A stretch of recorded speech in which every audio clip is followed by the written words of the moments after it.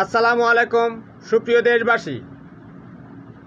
British সংবাদ সংস্থা guardian জানিয়েছে 2005 সালের নভেম্বর মাসের কোনো এক রাতে একটি বাস থেকে দুইজন স্বামী স্ত্রী দম্পতিকে নামিয়ে আনে পুলিশ। তারপরে তাদেরকে দুইটি গাড়িতে করে 600 কিলোমিটার দূরে গুজরাটে নিয়ে যাওয়া হয়।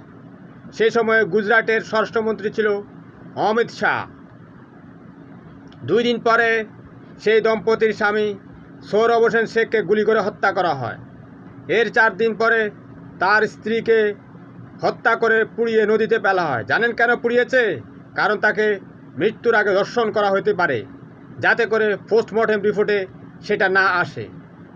ভারতের কেন্দ্রীয় তদন্ত সংস্থা সিবিআই জানিয়েছে সেই পুলিশের সাথে একজন রাজনীতিকের 10 থেকে 11 বার টেলিফোনে কথোপকথন হয়েছে। সেই রাজনীতিক